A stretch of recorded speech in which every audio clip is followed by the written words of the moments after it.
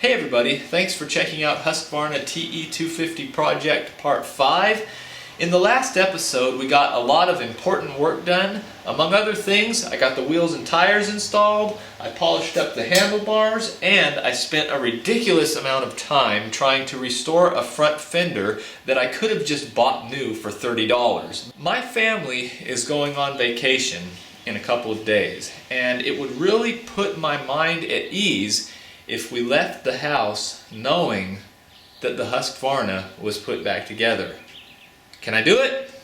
I don't know, but let's give it a try. So I've put together a list of all the things I still need to do. Oh, and by the way, part 2 of this video series, that was the one where I took everything apart.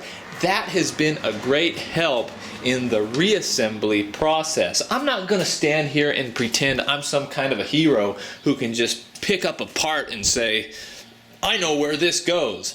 No, that video has been a great resource. But anyway, referring to the list, the first thing I want to do today is install the information center, then the front brake and right side switches.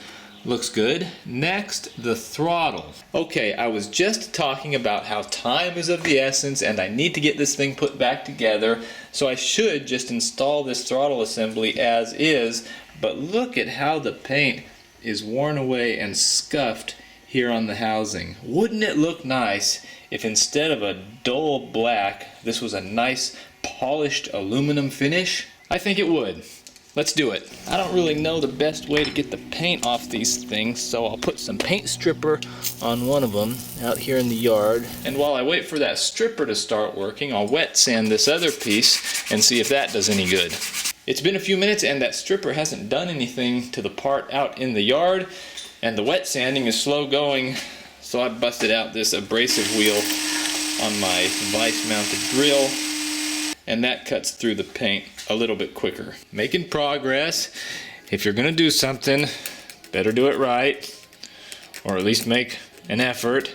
That abrasive wheel couldn't get into these really tight inside corners, so I'll use this little scraper to loosen things up and then go over it with some wet sandpaper. Notice it's dark outside. That's the bad news. End of day 1, which is Saturday, and we're leaving on our trip Tuesday morning. So I have 2 days left. But look at this. I think the brushed aluminum look is much better than the scuffed up black paint. We'll put this on the bike now. Yep, that works. And you know what would look even better? New grips. New grips always make a motorcycle look and feel better, especially when the old grips look like this. It's morning, and that marks almost exactly 48 hours until our departure. So I've set it up on the timer right here. The clock is ticking. Let's bust out a few more parts real quick. Does anybody know how to polish titanium? I want to put the exhaust back on the motorcycle, and it's pretty ugly right now. One of these green things and the Comet bathroom cleaner makes it look a little bit better, but not much. I think I'll resort to the abrasive wheel, and whatever finish this thing leaves on it, that's what we'll go with. I can't really tell if this is better or worse. It's shinier, but there's still a lot of stains that I couldn't get out. But it's what we're going with. Here it is bolted up, or springed up rather. I think it looks good enough. I might polish it some more when I have the time, but it'll be okay for right now. I want to put the radiators on next. Unfortunately, the left side looks like it took a mighty smash. But I was able to get a replacement from eBay that looks a little bit better, so that'll work. When I went to get those tires a couple of weeks ago, I almost got lucky. The seller had a motorcycle similar to this at one time. He had a TE300, or maybe it was the 310. But anyway, it used the same radiators, and he had a brand new radiator for sale. But it was the wrong side. I needed the left side and he had the right side. But I still picked it up. He sold it to me for 10 bucks. So this is my business venture.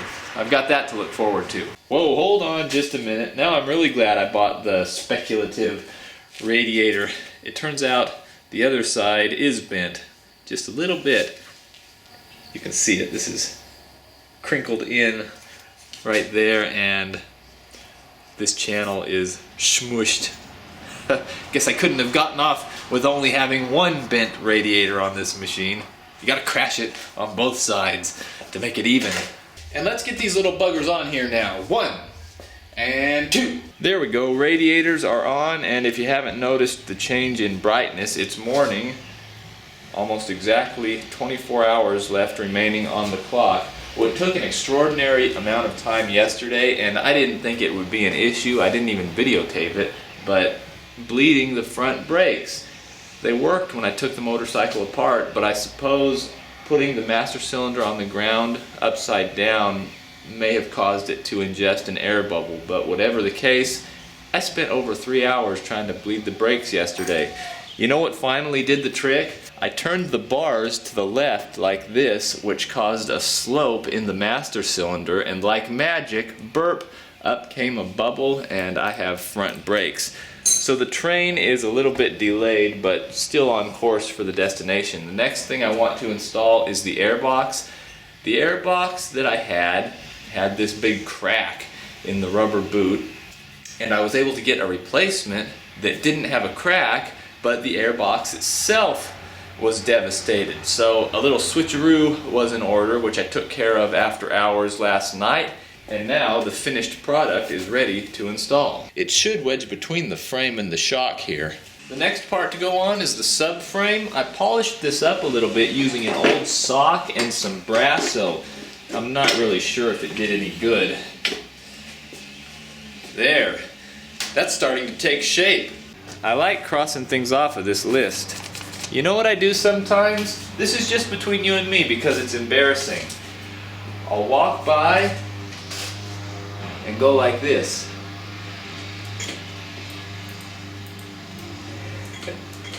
We're getting closer. The muffler is next. This thing is absurd. It looks like it belongs on a truck. In the land of the free, the government regulates how noisy your motorcycle can be. I really want to get the gas tank put on, but I can't do that yet because there's still some electrical issues to sort out. This is the clutch micro switch, which makes it so you can't use the electric starter unless you pull in the clutch first. You can see it's missing one of its connectors. These wires down here belong to the kill switch. One of them is just barely hanging by a thread. Somehow both of these need to plug into these two wires down here, which are missing both of their connectors. I'm extremely grateful to somebody out there in cyberspace who took the time to photograph a wiring harness for a TE250 and label where all of the different connections belong. They didn't do it for me, they did it for someone else years ago, but thank you anyway. It took me a couple tries, but I think I've got this put together the right way. I used my soldering iron and some old Honda wire connectors. I hope the Husqvarna doesn't turn its nose up at that. To check and see if this works, I installed the battery box and plugged in the electrical components and hooked up a battery charger to it. It's only on the 2 amp setting so I don't blow anything up. Let's do a real-time test. I'll pull in the clutch and make sure the kill switch is off. I need another hand here. Listen for it. Oh yeah, that sounds promising.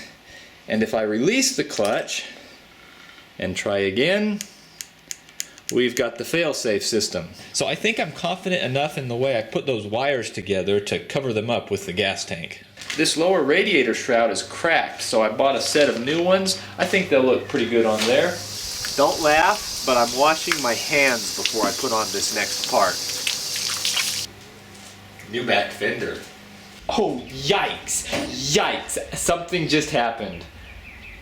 It's a motorcycle now. I think it's a motorcycle. That fender did something. That fender looks good! I even put the light on there. Woo! The motorcycle is almost put together now, but I'm also almost out of time, so we'll see how this ends. The next thing to go on is the upper radiator shrouds. They had some old graphics on them that when new probably looked good, but this is how they looked when I got the machine. Not the greatest. Cracked and faded. I was able to peel off the old stickers, then clean up the gooey leftovers with some light oil. I think they turned out pretty nice. And they'll be covered up with these new stickers I picked up anyway. Look at that. I think it just got its wings. Well, this is how it has to end for right now. It's late, time's up, I need to go inside because we're leaving to go on vacation in just a few hours. Is that car spying on me? Look at the bends. Lurking. Anyway, I really wanted to get this motorcycle put back together before we left, but sometimes things don't go as I anticipate. That front fender took a really long time to polish, the front brakes gave me trouble, and just recently I was trying to peel the stickers off of the side panel and clean those up, and that proved more tedious than I thought it'd be. It's a testament to how much I want to work on this thing that I want to stay in my garage and turn wrenches when we're headed to such a fun and exciting vacation destination. We're going to Disneyland. And there be plundering pirates lurking in every corner. We'll button this thing up next time. Thanks for watching.